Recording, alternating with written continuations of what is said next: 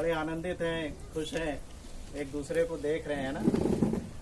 लेकिन आज ही के दिन हम लोग हॉस्पिटल में थे और पूरी कलेसिया, आप सभी लोग, प्रभु के दास जो हमारे बीच में पास्टर जी आए हैं, सारे लोग प्रार्थना में थे और इनका ऑपरेशन हुआ। डॉक्टर ने बोला एक को ही बचा पाएंगे, चाहे आपके बेटे को बचा लें, बच्चे को, या फिर आपकी पत्नी को।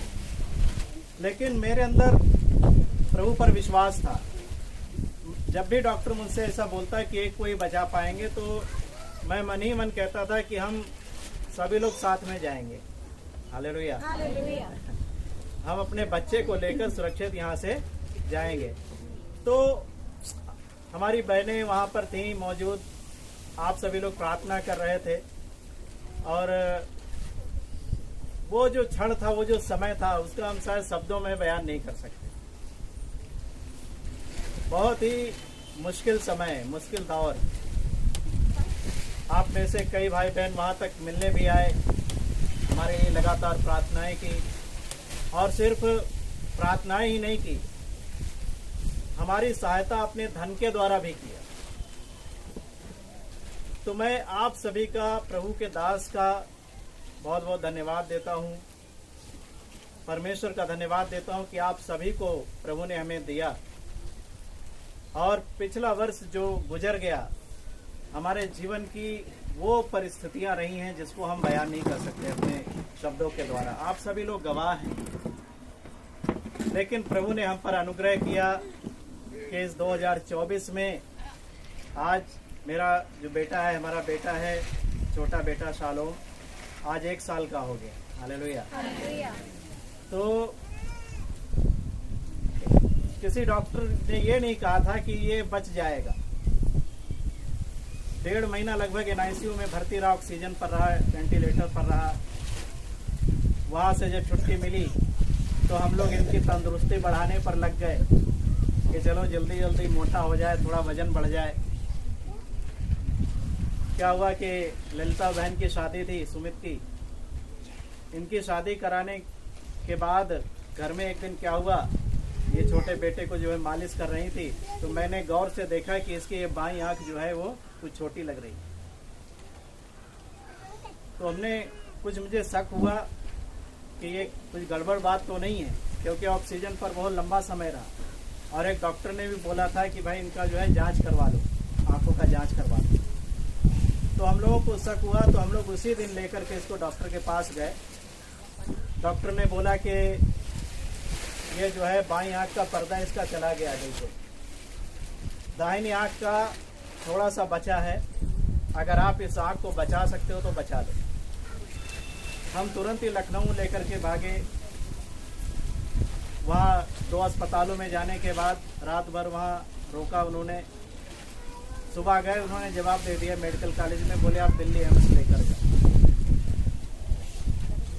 तो आप सभी लोगों से मैंने कांटेक्ट किया, प्रार्थना निवेदन दिया, सर से बातचीत किया, धीरज भाई से बातचीत किया। तो सर ने हम लोगों को ढांढस बंधाया। जब ये समय था जिससे हम गुजरे, एक दिन मुझसे रहा नहीं गया, मैंने सर को फ़ोन किया। मैंने कहा कि सर पता नहीं क्यों जब से मेरे जीवन में परिस्थितियां आई हैं, मुझे साहस नहीं मिलता, मुझे हियाव नहीं मिलता। अंदर से मैं बिल्कुल हिल चुका हूँ, टूट चुका हूँ। मैं क्या करूँ समझ में नहीं। तो सर ने मुझसे एक बात कही कि बेटा तुम्हारी जगह कोई भी होता उसको हियाव नहीं मिलता। सिर्फ तुम्हारी बात नहीं, अगर कोई भी ऐसी परिस्थिति में होता तो वो यही बात कहता, वो ऐसी परिस्थिति उसकी हो जाती। तो सर ने मुझे समझाया, प्रार्थना किया, मुझे थोड़ा हिम्मत मिला। धीरज भाई को मैंने फोन किया, लखनऊ में थे, तो सब लोग भागे दौड़े चले आए। धीरज भाई उसी दिन हम लोग लखनऊ से वापस आए दिल्ली लेकर। रात में ही हम लोग 2:30 बजे निकले, सुबह 8 बजे दिल्ली एम्स पहुंचा दिया धीरज भाई ने।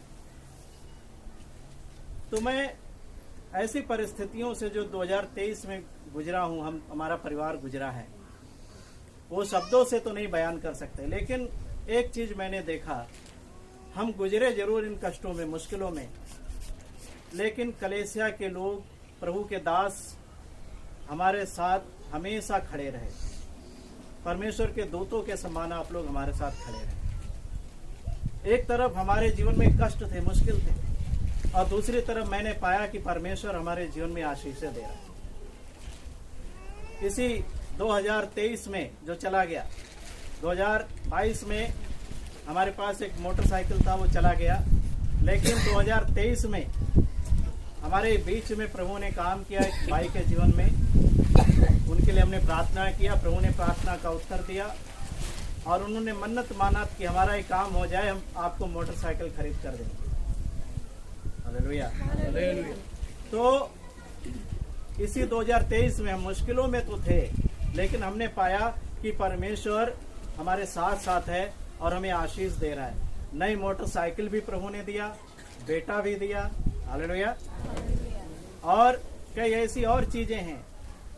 हम जिस घर में रहते थे, जब ये हॉस्पिटल में भर्ती थी, जब मकान का किराया होता था देने के लिए, तो हम हमेशा 2-4 दिन लेट दिया करते थे मकान मालिक को। लेकिन जब ये भर्ती थी तो उन महीनों में मैंने पाया कि हम 3-4 दिन पहले ही मकान मालिक को किराया देकर के लखनऊ चले जाते थे। हालेलुया।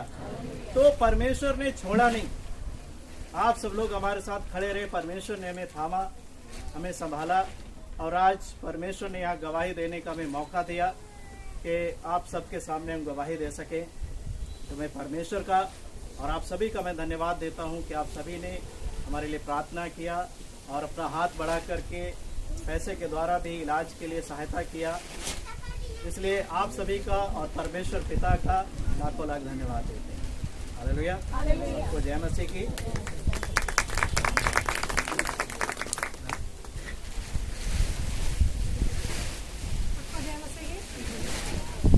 सबका धन्यवाद ये सुंदर समय के लिए जो हमें दिया। सचमुच पिछले साल तो हम लोग बहुत रो रहे थे और कष्टों में थे, और जब बिल्कुल आशा नहीं थी शालोम के लिए, तो सबसे बड़ी बात है प्रभु ने एक नया साल उसके जीवन में जोड़ दिया, जिसकी डॉक्टरों ने तो बिल्कुल उसको कहा था ले जाओ, लेकिन कुछ भी नहीं है इसके अंदर।